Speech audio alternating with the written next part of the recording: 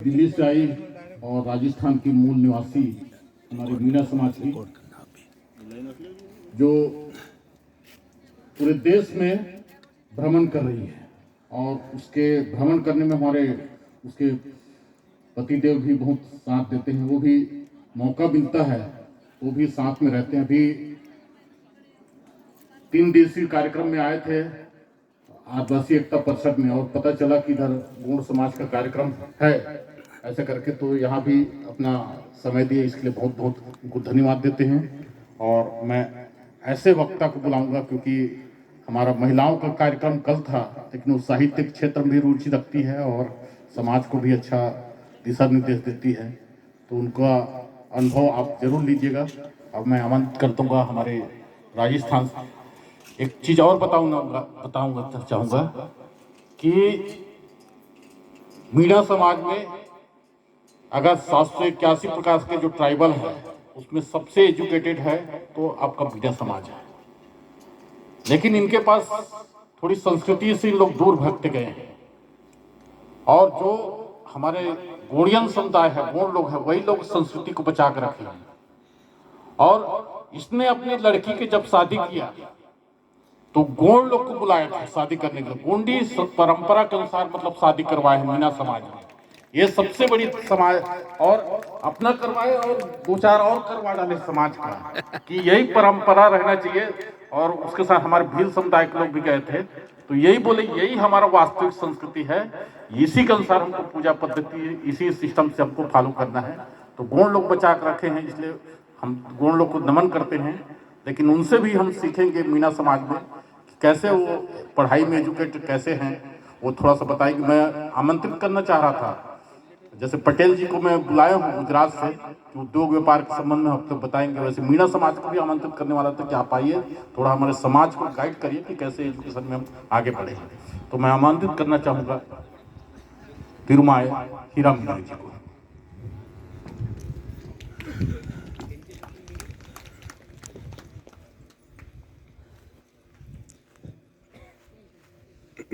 गोंडवाना गोंड महासभा नई दिल्ली भारत के तत्वाधान में आयोजित राष्ट्रीय अधिवेशन में आप सबने मुझे बोलने का मौका दिया, इसलिए मैं नतमस्तक होकर आप सबको सेवा जोहार करना चाहती हूँ। सेवा जोहार। ये धरती हमारे पूर्वजों की है। हमारे पूर्वजों ने इस देश को बनाया है और आज़ादी की लड़ाई में बहुत संघर्ष किया है और उन्होंने अपना बलिदान दिया है। 1857 से पहले 200 साल पहले से सैकड़ों युद्ध लड़े हैं, सैकड़ों जंग लड़ी है और जितने भी आक्रांता आए उन सबको मार भगाया है और अपना अस्तित्व बचा के रखा है। आज सबसे बड़ा संकट हमारे अस्तित्व पे आ रहा है, क्योंकि हर तरीके से प्रशासन भी अब आदिवासियों के पीछे पड़ गया है कि इनका अस्तित्व मिटाया जाए। और जिस किसी समाज का अस्तित्व मिटाना हो तो उसकी भाषा को मिटा दीजिए, वो समाज अपने आप मिट जाएगा, उसकी परंपराएं मिट जाएगी, उसका इतिहास मिट जाएगा, उसकी जो मूल पहचान है वो सब खत्म हो जाएगी। इसीलिए जितनी भी सरकारें आती है या जाती है वो कभी आदिवासी भाषाओं पे कोई काम नहीं करती और आदिवासी क्षेत्रों में आदिवासी भाषाओं में कभी पढ़ाया नहीं जाता। पढ़ाया जा रहा है। पूरे भारत में सबसे ज्यादा आदिवासी रहते हैं, भीलों के बाद गौड़ समाज का दूसरा नंबर है। संविधान में 22 भाषाएं अनुसूचित है, लेकिन सिर्फ 2 समुदाय बोडो और दूसरा कौन सा है? कौन सा है दूसरा? संथाल, जिस समुदाय से राष्ट्रपति आई हैं। ये 2 भाषाएं संविधान में है। बाकी भारत में जैसे तरुण नेताम जी ने बताया कि 781 समुदाय है। ये समुदाय तो संविधान में अनुसूचित है, यानी लिखित है, दर्ज है, लेकिन हजारों समुदाय समाज कबीले भारत में रहते हैं, हजारों, 1000 से ज्यादा। और आप लोगों को जान के आश्चर्य होगा कि हर आदिवासी समुदाय की अपनी अपनी मातृभाषाएं और बोलियां हैं। संसार का सबसे प्राचीन जो ज्ञान है, सबसे वास्तविक जो ज्ञान है, सबसे जो जीवंत परंपरा जीवों और जीने दो की और पर्यावरण संरक्षण में सबसे बड़ा जो योगदान है वो है आदिवासियों का। और वो सब छुपा हुआ है आदिवासियों की भाषाओं में। संसार का सबसे आपको वास्तविक ज्ञान लेना है तो आदिवासी भाषाओं को जीवंत रखना होगा। और आदिवासी भाषाओं को जीवंत रखने के लिए आदिवासियों को अपने स्तर पर ही प्रयास करने होंगे, क्योंकि 70 साल हमें आज़ाद हुए हो गए और हजारों साल से हमारे पुरखे संघर्ष करते रहे हैं। हजारों साल से हमारे पुरखों ने एक पीढ़ी से दूसरी पीढ़ी में अपनी भाषा और संस्कृति को प्रभावित किया है। जैसे नदियाँ पहाड़ों से बहती है, मैदानों से, जंगल दरारों से बहती हुई वो सबको जीवन दे रही है, वैसे ही हमारी भाषा और संस्कृति हम सबको जीवन दे रही है। संस्कृति और भाषा हमारे जीवन का अमृत है, हमारी पहचान है, हमारे जीवन का मूल मंत्र है। तो इसको कैसे सहेजें हम? सोचिए, थोड़ा सा समझिए इसको। हमारे पूर्वज अनपढ़ थे लेकिन वो इन सबको सहजते लाए हैं हजारों सालों से। आचार्य मोतीराम कंगाली ने जो ऐतिहासिक ग्रंथ लिखा है गोंडी सभ्यता का सैंधव लिपि में उद्वाचन, उस छोटी सी बुक में पूरे आदिवासी समाज का 5000 साल पुराना इतिहास आपको जीवंत रूप में देखने को मिलेगा। हर आदिवासी समाज की उसमें उपस्थिति है। उपस्थिति नहीं, उन्होंने बकायदा उनके टोटम, उनकी पहचान और उनके क्षेत्र का भी बखान किया कि कौन सा आदिवासी किस क्षेत्र में रहता है और वो कहां से कहां तक पहुंचा है। बहुत विस्तार से लिखा उन्होंने, पहले गोंडी में लिखा और फिर हिंदी में लिखा। लेकिन आज भी इस किताब की पहुंच लोगों तक नहीं पहुंच पाई है। ये किताब सबके घर में होनी चाहिए ताकि हम अपनी पहचान से रूबरू हो सके। आज दादा हीरा सिंह मरकाम की जन्म जयंती है और इस पावन अवसर पर इस पेंट थाने में, गोविंदपुर के पेंट थाने में आप लोगों ने ये आयोजन किया है। ये बहुत बड़ी, बहुत गर्व की बात है। ये ऐतिहासिक मिसाल होने वाला है ये, क्योंकि हमें भीड़ नहीं, हमें जाबाज मातृ शक्तियां और जाबाज पितृ शक्तियां चाहिए। वो कहते ना, शेरों को भेड़ियों की या बकरियों की भीड़ नहीं चाहिए, 1-2 शेर या शेरनियां ही काफी होते हैं। रानी दुर्गावती का उदाहरण हम क्यों देते हैं? रानी हीराबाई का उदाहरण क्यों देते हैं? रानी फूलवती का उदाहरण क्यों देते हैं? मीणा समाज में रानी अबली का उदाहरण क्यों देते हैं? लाली लुमेदी का उदाहरण हम क्यों देते हैं? डूंगरपुर बांसवाड़ा में जाए भील समाज की 13 वर्षीय बालिका का उदाहरण क्यों देते हैं हम? नागालैंड में जाइए रानी गायदुल्ली का उदाहरण क्यों देते हैं हम?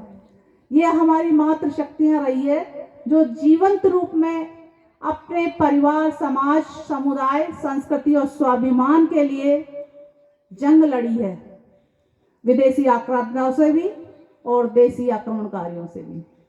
और उन्होंने अपने परिवार, समाज, संस्कृति और भाषा को बचाया भी है।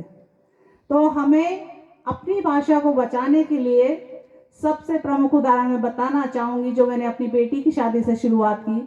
आप जो भी कार्ड डिजाइन करते हैं, कोई सा भी घर में उत्सव मनाते हैं, चाहे जन्म का हो, चाहे विवाह का हो, चाहे घर प्रवेश का हो, या कोई सा भी त्योहार, पर्व और त्योहार का हो, वो गोंडी भाषा में प्रिंट करवाइए।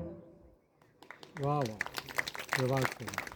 गोंडी भाषा में आप वो कार्ड प्रिंट करवाएंगे, वो कार्ड घर घर में जाएगा। जिनको गोंडी नहीं आती वो भी पढ़ेगा और ये एक परंपरा चल पड़ेगी। लिखित रूप में गोंडी भाषा आएगी और सब पढ़ेंगे उसको। जिंदा करने का यही तरीका है। दूसरा, जो बड़े बुजुर्ग है हमारे समुदाय के, समाज के, जो तीसरी या चौथी पीढ़ी से जुड़े हुए हैं, जिनका जीवन बिल्कुल क्षणिक बचा है, जिनके पास जीवन का बहुत बड़ा भंडार है, ज्ञान है मौखिक रूप में, उनके पास गीत है, कहानियां हैं, इतिहास है, संस्कृति है, मूल परंपराएं हैं, धरती की जानकारी है, आकाश की जानकारी है, खेती की जानकारी है, चिकित्सा की जानकारी है, नक्षत्रों की जानकारी है, जीव जंतुओं की जानकारी है, औषधियों की जानकारी है। दुनिया भर का ज्ञान उनके पास है, दुनिया भर का ज्ञान है। आज से 20 या 30 साल पहले सारे काम वो खुद करती थी। वो डॉक्टर भी थी, वो वैज्ञानिक भी थी, वो साइंटिस्ट भी थी, वो इंजीनियर भी थी। घर कौन बनाता था? बच्चे पैदा कौन करता था? पालता पोसता कौन था? दवा दारू कौन करता था? और हाथ पैर चक जाए, उतर जाए, टूट जाए तो कौन उनको ठीक करता था? हमारे अपने पुरखे या मातृ शक्तियां। वो जानकारी आप लिखित रूप में लाइए और अपनी अपनी मूल भाषा, गोंड है तो गोंडी में लाइए, संथाल है तो संथाली में लाइए, भील है तो भीली में लाइए, मीणा तो मीणी भाषा में लाइए। क्योंकि हर आदिवासी समुदाय की अपनी अपनी भाषाएं, मातृभाषाएं, उनकी कई बोलियां क्षेत्र के हिसाब से उनमें थोड़ा थोड़ा परिवर्तन होता है, तो उन सबको सहेजिए आप लोग। अपने बड़े बुजुर्ग, उनको कहते हैं अनपढ़ है, पढ़े लिखे नहीं है, लेकिन उनके पास ज्ञान का बहुत बड़ा भंडार है। वास्तविक रूप से संसार के सबसे ज्ञानी बड़े बुजुर्ग हैं जो तीसरी और चौथी पीढ़ी से जुड़े हुए हैं, क्योंकि उन्होंने हजारों साल पुराने अनुभव को अपने बुजुर्गों से सैकड़ों पीढ़ियों से सहेजते लाए हैं। जैसे ये सातपुड़ा के पहाड़ है राजस्थान में, अरावली पर जो संसार की सबसे प्राचीन पर्वतमाला है, ये कभी मर सकती हैं?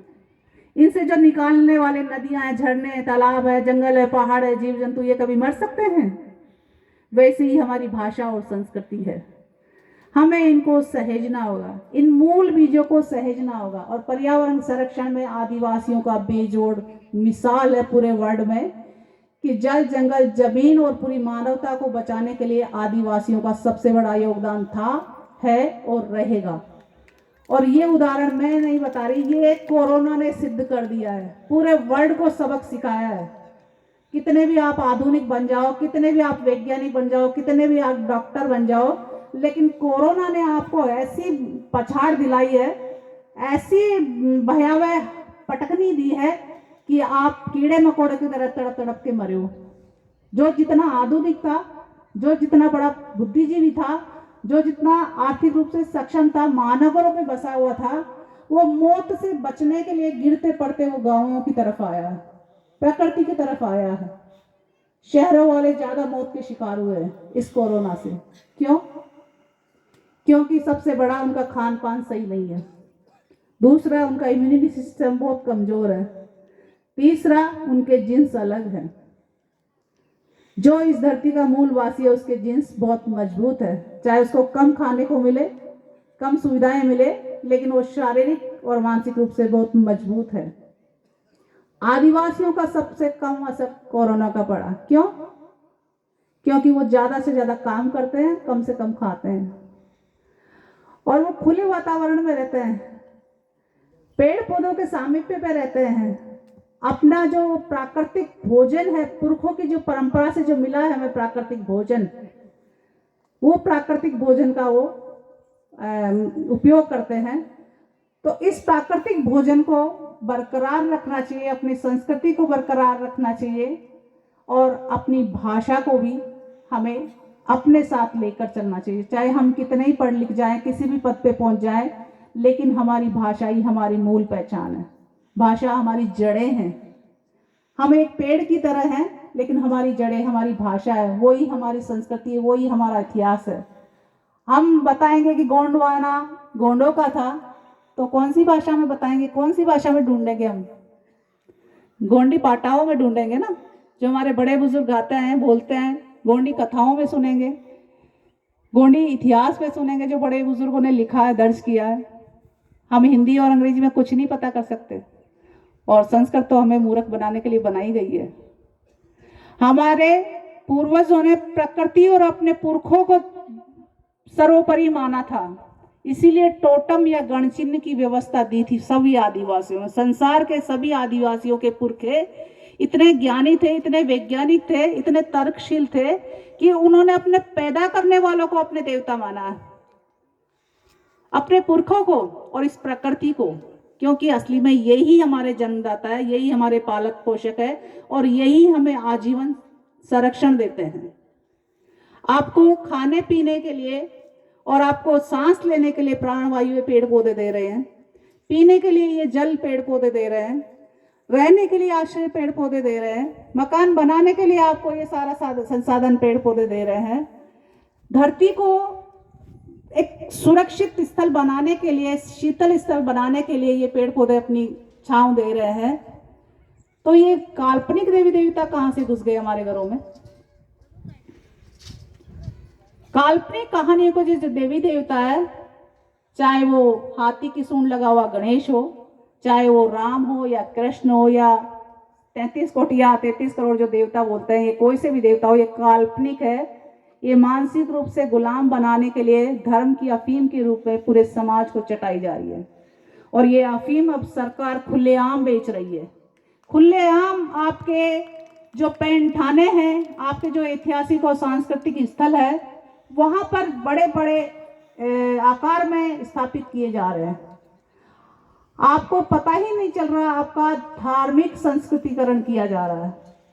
हजारों सालों से हमारे पुरखों ने हमारी संस्कृति को, हमारी भाषा को, हमारी पहचान को, हमारे जल जंगल जमीन को बचाया है। लेकिन अब जो सरकार आई है, वो उन्होंने एक कठपुतली के रूप में राष्ट्रपति को तो बिठा दिया आदिवासी के तौर पर, लेकिन वो सफाया आदिवासियों का कर रही है। क्योंकि कहते हैं ना, कुल्हाड़ी का हत्था लकड़ी का होता है, लेकिन वो पेड़ों को ही काटती है। तो वो जो राष्ट्रपति है वो कुल्हाड़ी का हत्था है। और कुल्हाड़ी कौन है? ये प्रशासन। काट किसको रहा है? पूरे आदिवासी समाज को। इसीलिए आजादी से 70 साल पहले आदिवासियों को ब्रिटिश सरकार ने तो पहचान दी थी, कभी अबोरिजिनल, कभी एनिमिस्ट, कभी ट्राइबल के नाम से, कभी ट्राइबल रिलीजन के नाम से, कभी ट्राइबल्स के नाम से। 70 साल तक आदिवासियों की हर धर्म से अलग पहचान दी गई थी ब्रिटिश शासन में। लेकिन आजादी के बाद संविधान लागू होने पर उस कॉलम को ही खत्म कर दिया गया। इसीलिए हमारी मजबूरी हो गई, क्योंकि कोई सा भी फॉर्म हो, छोटा से छोटा, चाहे स्कूल का लेकर हो, कॉलेज का हो, या नौकरी का हो, या जमीन जायदाद का हो, या किसी भी तरीके का कोई सा भी फॉर्म आता है, उसमें नाम पते के साथ एक कॉलम आता है धर्म का। तो आप उसमें टिक क्या करते हैं? हम अपने आप को आदिवासी मान रहे हैं, एसटी मान रहे हैं, अनुसूचित जनजाति मान रहे हैं, लेकिन जो धर्म के कॉलम में है, हम फिर मजबूरी में भरते हैं हिंदू। ये बहुत बड़ा साजिश है हमारे अस्तित्व को खत्म करने की। हम हिंदू नहीं है, क्योंकि हिंदू 4 वर्णों में आने वाले लोग आते हैं। हिंदू में वर्णवादी व्यवस्था है, वो 4 वर्ण है, ब्राह्मण, क्षत्रिय, वैश्य और शूद्र। तो आप क्या ब्राह्मण वर्ण में आ रहे हैं, क्षत्रिय में आ रहे हैं, वैश्य में आ रहे हैं, शूद्रों में आ रहे हैं? तो ये 4 वर्णों में जब हम आते ही नहीं, तो हम हिंदू है ही नहीं। हमारे पुरखों ने प्रकृति और पूर्वजों को प्रमुख माना है, सर्वोपरि है, वो ही संसार का वास्तविक सत्य है। हर कौम, हर बजम का वास्तविक सत्य वही है कि वो अपने माँ बाप से पैदा हुए हैं और इस प्रकृति का ही खा रहे हैं, और प्रकृति में जब मर जाएंगे तो ये प्रकृति बना देगी। कहीं और कोई जन्नत नहीं मिलेगी उनको, या कोई स्वर्ग नहीं मिलेगा, या कोई नर्क नहीं है। ये धरती संसार का सबसे स्वर्णिम अवसर है, और ये जीवन जो है मानव का, ये सबसे बेहतरीन जीवन है। लेकिन इस जीवन को नारकीय बनाने के लिए धर्मों की अवधारणा की गई है, कटघरे बनाए गए, सबको खांचे में डाला गया है। जैसे खूंटे से जानवर को बांध दिया जाता है तो वो उसी खूंटे के चक्कर लगाता रहता है। जैसे घानी का बेल होता है, तेल निकालने के लिए वो घानी के बेल को गोल गोल घुमाया जाता है। अगर फिर कुछ सालों बाद आप उसको खुला छोड़ दोगे तो भी वो गोल गोल घूमेगा। तो ये धर्म की अफीम ऐसी है, आपको एक बार चटा दी जाएगी तो आप वहीं आपके घरों के आसपास या आपके पुरातत्व स्थलों के पास या सांस्कृतिक पैंठानों के पास कोई मंदिर बना दिया जाएगा, घंटे बजते रहेंगे, आप एक बार बचोगे, 2 बार बचोगे, तीसरी बार तो अपने आप चले जाओगे वहां पे। ये साइकोलॉजी है आपको गुलाम बनाने की, क्योंकि हमारे जो प्राकृतिक या सांस्कृतिक केंद्र है वो इसी तरीके से हथियाए जा रहे हैं पूरे देश भर में। और जब से ये बीजेपी आरएसएस की सरकार आई है, ये बड़ी साजिश के तौर पे कर रही है, क्योंकि हमारे अपने ही लोगों को अपने खेमे में डाल रखी है और हमारे अपने ही लोग हमारे खिलाफ काम कर रहे हैं। तो इन साजिशों से भी आप लोगों को बचना होगा। दूसरा, आप अपनी भाषा को बचाने के लिए, अपनी संस्कृति को बचाने के लिए अपनी टोटम, अपनी परंपराएं और अपने पूर्वज, अपने नायक और नायिका को नाम पर ही अपनी नई पीढ़ी के नाम रखिए। ये हिंदूकरण वाले नाम मत रखिए। आप किसी और से नाम पूछेंगे, पंडित से नाम पूछेंगे, तो वो हिंदू संस्कृति वाले नाम बताएंगे आपको, राम, श्याम, गणेश, दिनेश, विष्णु, महेश, शिव। ये नाम क्या आपके पूर्वजों के थे? काल्पनिक है ना। तो काल्पनिक आपके ये 2 हाथ पांव आपके जो बाजू है यही आपकी रक्षा करेंगे, या आपका समाज ही आपकी रक्षा करेगा, आपकी भाषा और संस्कृति ही आपकी रक्षा करेगी, इसके अलावा कोई भी नहीं कर सकता। रामायण और महाभारत के पाठ करवाए जाते हैं, थोड़ा सा उन चरित्रों की कहानी देखिए, वो अपने परिवार के नहीं हुए। रामायण और महाभारत में घर से निकाले गए लोगों की कहानी है, उनके अपने ही परिवार वाले या उनके ही बाप दादा उनको निकालते हैं और निकलने के बाद वो वापस आते हैं, वो अपने बाप दादाओं को मार के राजा बनते हैं, अपनी पत्नियों को दांव पे लगाते हैं, अपने बच्चों को भी वो नहीं बख्शते, तो वो आपको क्या बख्शेंगे? दोनों में स्त्रियों को दांव पे लगाया, उन अपनी स्त्रियों को, तो दूसरे समाज की स्त्रियों को कौन छोड़ेगा? इसीलिए ये लोग स्लोगन देते हैं सिर्फ बेटी बचाओ बेटी पढ़ाओ, लेकिन ये सबसे ज्यादा अत्याचार उन्हीं पे करवा रहे हैं। पश्चिमी बंगाल कलकत्ता वाली जो आदिवासी बेटी थी, उसके साथ कितना बड़ा नरसंहार किया, कितना वैशी तरीके से, मतलब वो अपने कार्यस्थल पर इस तरीके की दरिंदगी की शिकार हुई। तो हमारी बेटियां कहाँ सुरक्षित है? आदिवासी क्षेत्रों में जहां भी शिक्षा मिल रही थी, उन शिक्षण संस्थानों को या सरकारी स्कूलों को सरकार द्वारा बंद किया गया। क्यों? क्योंकि आपकी अपनी ही कौम के आपके खिलाफ वो एक नस्ल के रूप में तैयार करेंगे। ये वनवासी योजना, आश्रम योजना या विवेकानंद योजना या गायत्री परिवार योजना, हजारों संगठन है आरएसएस के, वो अपने अपने संगठनों के हिसाब से वो आदिवासी क्षेत्रों में शिक्षण संस्थान खोल रहे हैं या आश्रम खोल रहे हैं या कोई सेवा केंद्र खोल रहे हैं, और वो पूरे कौम को बदलने के लिए, जैसे बीज जैसा डाला जाता है वैसी फसल होती है ना, वैसे हमारी फसल को वो चेंज कर रहे हैं मानसिक रूप से, ताकि वो हमारी भाषा, हमारी संस्कृति, हमारा इतिहास सब कुछ भूल जाए और उन्हीं का अनुकरण करे और उन्हीं का दास बना दे।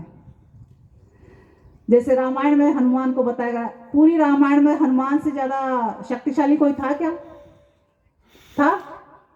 वो आदिवासी था, जंगल में रहता था, लेकिन उसको दास बना के रखा। सबसे पावरफुल मैन था वो, पहाड़ हाथ में उठा के ले गया वो संजीवनी बूटी के लिए। राम और लक्ष्मण अपने पांव पे नहीं चल सके, उनके कंधों पे बैठ के चले, तो वो आपकी क्या रक्षा करेंगे? आपको मानसिक रूप से गुलाम बनाया जा रहा है कि आप कितने ही ताकतवर हो, लेकिन बनोगे तो नौकरी, बनोगे दास। ऐसी कहानियां सुन सुन के शबरी जो जंगल में रहती थी, बेर और जड़ी बूटियों की ज्ञाता थी, राम जंगल में गए, घर से निकाले गए इसीलिए तो जंगल में गए ना। जब खाने को नहीं मिला तो शबरी ने उनका पेट भरा, उनकी दवा पानी की, वो बीमार हुए, उनकी रक्षा की। लेकिन ग्रंथों में क्या कहा जाता है? शबरी का उद्धार किया था। अरे वो क्या उद्धार करेगा जो खुद घर से निकाला गया हो? जो खुद घर से निकाला गया है अपने घर वालों के द्वारा, वो किसी का उद्धार कर सकता है? वो खुद का ही नहीं कर पाया। खुद की बीवी पे वो विश्वास नहीं कर पाया, उसकी अग्नि परीक्षा ली और अग्नि परीक्षा लेने के बाद भी उसको छोड़ दिया। तो इन पाखंडों को, इन धार्मिक आडंबरों को आपको छोड़ना होगा और अपनी मातृ शक्तियों को, अपने नायकों को, जो ये नायक मेरे सामने लगे हुए हैं, इन सबको याद करना होगा, ताकि आपको अपने जीवन में आने वाली हर संकट, हर आपदा, हर विपत्ति से सामना करने की शक्ति मिले। क्योंकि ये संकट हर के जीवन में आता है और सबको अपनी समझ से इसका समाधान करना होता है, जैसे हमारे पूर्वजों ने किया। हजारों सालों से इस देश में कितनी ही कौमें आई, शक आए, हूण आए, कुषाण आए, मुगल आए, तुर्क आए, अंग्रेज आए और आर्य तो बहुत पहले से आए, लेकिन आज भी वो आर्य हमारे पीछे पड़े हुए हैं कि इस देश को एक रंग में से भगवा रंग में रखा जाए। लेकिन क्या हम एक रंगी हैं? इस भारत की विविधता का जो खूबसूरत गुलिस्ता है या खूबसूरत बगीचा है, वो हम पूरे देश का आदिवासी हैं। हमारी अपनी अपनी पोशाकें हैं, हमारा अपना अपना पहनावा है, हमारा अपना अपना प्राकृतिक परिवेश है, हमारी अपनी अपनी भाषाएं, अपना अपना सब कुछ विविध होते हुए हमारी सोच एक है। हम पुरखों प्रकृति को सर्वोपरि मानने वाले लोग हैं और सबको सम्मान के साथ जीने के लिए प्रेरित करने वाले लोग हैं, सबको समान महत्व देते हैं, चाहे जंगल हो, पहाड़ हो, पत्थर हो, चिड़ी हो। जैसे कहते हैं कि शंभू माधव डमरू से जो शब्द निकले वो भाषा बनी। हमारे पूर्वज तो इतने ज्ञानी है, वो चिड़ियों से भी भाषा पकड़ लेते हैं, पेड़ पौधों की आवाज से भी भाषा पकड़ लेते हैं, जीव जंतु कीट पतंगों से भी भाषा पकड़ लेते हैं, और प्रकृति या मौसम का जो अनुमान है वो भी कीट पतंगों से पता चला लेते हैं। भीमरी बोलती है तो वो बोलते हैं बारिश होने वाली है, कितनी होगी उसकी आवाज की दिशा से वो तय कर लेते हैं कि हल्की होगी, भारी होगी या सूखा रहेगा। चींटी अपना घर बदलती है अंडे लेकर, वो बता देते हैं वो किस गति से जा रही है तो कैसी बारिश होगी, कैसा मौसम होगा। होता है या नहीं होता? और ये बिल्कुल वैज्ञानिक है। ये हमारे पुरखे जो हजारों साल से एक पीढ़ी से दूसरी पीढ़ी में वो ज्ञान देता है, वो ज्ञान है। तो इस ज्ञान को अपनी अपनी भाषाओं में सहेजिए, तब आपकी भाषा भी बचेगी, आपकी संस्कृति भी बचेगी, आपका इतिहास भी बचेगा, और आपका समुदाय, कबीला और राष्ट्रीय स्तर पर आदिवासी समुदाय की पहचान भी स्थापित होगी। इस आदिवासी भाषाओं को बचाने के लिए यूएनओ ने भी बहुत बड़ी मुहिम चालू कर रखी है। 2019 को आदिवासी भाषा वर्ष घोषित किया गया था ताकि आदिवासी भाषाओं को संरक्षित किया जा सके। हम आदिवासी दिवस 30-32 सालों से मना रहे हैं और हमारी राष्ट्रपति भी आदिवासी है, लेकिन अभी तक आदिवासी दिवस की कोई बधाई आदिवासियों को नहीं दी है। आदिवासी अधिकार दिवस आता है, उस पर भी कुछ नहीं बोलती। वो हिंदूकरण वाली चीजें करती है, कभी मंदिर में झाड़ू लगाती है, कभी शुद्धिकरण करवाती है, या फिर वो गायत्री परिवार वालों से कुछ ना कुछ करवाती रहती है, या फिर मंदिरों में जाती है। ये हमारी संस्कृति नहीं है। वो एक सिंबल है ताकि आपको गुमराह किया जा सके। हमारे संस्कृति हमारे पूर्वज है, हमारे पेंठाने हैं, हमारी भाषा है, हमारी संस्कृति, उन सबको बचाना होगा आपको। क्योंकि जो सरकारें हैं, ये लोकतांत्रिक व्यवस्था है, कहेंगे तो ये तो सबकी रक्षा के लिए या सबके प्रशासन के लिए चुनी गई है, लेकिन ये आदिवासियों का भक्षण करने के लिए चुनी गई है ये सरकारें। तो आपको बचने के लिए, अपने आप को बचाने के लिए, पूर्वजों के बलिदान और संघर्ष को बनाए महत्व दिलाने के लिए और आने वाली पीढ़ियों के जीवन को बचाने के लिए, इस जंगल, नदी, पहाड़, सभी जीव जंतुओं को बचाने के लिए अपनी तरीके से जैसे पूर्वजों ने पहल जारी की है वैसी ही कीजिए। और शादी विवाह में अपने टोटम वाला पेड़ लगाइए, चाहे जन्मदिन हो या मरण दिन हो या परण दिन हो, एक परंपरा स्थापित कीजिए कि आप अपनी भाषा में लिखा हुआ कार्ड और अपने टोटम वाला पेड़ उपहार में दीजिए, ताकि आपके आसपास हरियाली पनप सके और आपके टोटम के जो पेड़ पौधे हैं वो विलुप्त होने से बच जाएं और पर्यावरण भी सुरक्षित हो। फल फूल के पौधे दीजिए, आयुर्वेदिक पौधे दीजिए, ताकि आने वाले समय में वो आपके स्वास्थ्य का और आपकी आमदनी को बढ़ाने का जरिया बन सके। ये ज्यादा कीमती नहीं आते, हम इतने बड़े बड़े उपहार दे देते हैं। आप गहने मत दीजिए, पैसे मत दीजिए, लेकिन पेड़ पौधे दीजिए और अपनी भाषा को दीजिए। तो वो दिन दूर नहीं जब हमारी भाषाएं जीवंत रूप में इस पूरे भारतवर्ष में लहलाएगी। और इसका उदाहरण मैं खुद हूँ। मीणा समाज की मीणी भाषा को भारत सरकार ने मृत भाषा के रूप में दर्ज कर रखा है, और यूएनओ की जो भाषा एटलस है उसमें भी मृत भाषा के रूप में दर्ज है। लेकिन मैं उस भाषा को जिंदा करने का प्रण लेके इस कार्य को कर रही हूँ, और काफी जगह मैंने दर्ज करवा दिया कि मीणा समुदाय की मीणी भाषा और वो जिंदा है। सरकार का नियम है कि 10,000 की आबादी वाले समुदाय की भाषा जीवित भाषा होती है और उसको दर्ज किया जाना चाहिए। तो हम तो करोड़ों की आबादी के रूप में है, गोंड समाज भी करोड़ों की आबादी के रूप में है, तो हमारी भाषाएं क्यों नहीं जिंदा रूप में अंकित की जाए। और गोंडी भाषा तो संविधान की अनुसूची में लागू करवाई जानी चाहिए, क्योंकि गोंड समाज की जो संस्कृति है, जो सभ्यता है, जो इतिहास है, वो बहुत गौरवशाली है। हम सभी आदिवासी पूर्वजों का इतिहास बेहद गौरवशाली है, क्योंकि इस देश, इस धरती, इस जंगल पहाड़ को बचाने में हमारे पूर्वजों ने सैकड़ों क्या हजारों साल लगाए हैं और लगाते रहेंगे। आज भी जंगल, पहाड़, नदियां वही हैं जहां हमारे आदिवासी समुदाय है। बाकी महानगरों की बौद्धिक जो बुद्धिजीवी जनता है वो तो सबको निगल गई, नदियों को नाले में तब्दील कर चुकी है। आज भी उनके पास जो पानी जा रहा है, जो खाने को जा रहा है, जो लाइट जा रही है, जो विकास की जो गति जा रही है, वो हम आदिवासियों की रीढ़ पे से जा रही है, आदिवासी क्षेत्रों में से जा रही है। बांध कहाँ बने हुए हैं? महानगरों पे बने हुए हैं।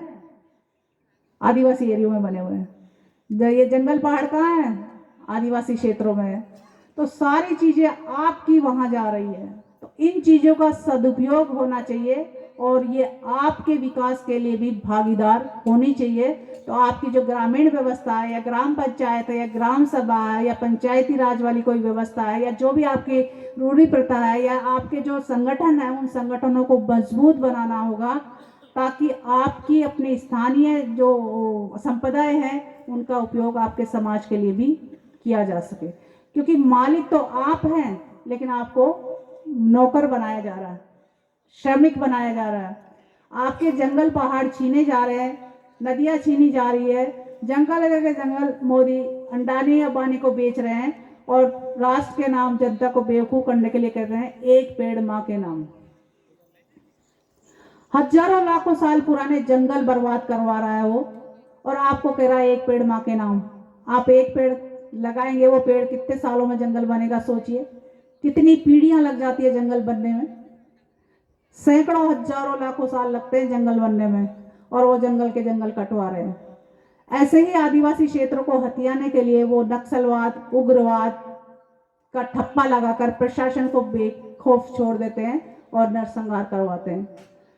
धर्मांतरण वाली चीज आप मणिपुर में देख चुके। मणिपुर जैसा कांड, जब देश की राष्ट्रपति महिला हो और वो भी आदिवासी समाज से हो, और आदिवासी समाज की महिलाओं के साथ इतना बुरा अत्याचार हो, तो सोच लीजिए हमारा भविष्य कैसा है, पूरे समाज का भविष्य कैसा है। जिस तरीके से महिलाओं के साथ नरसंहार किया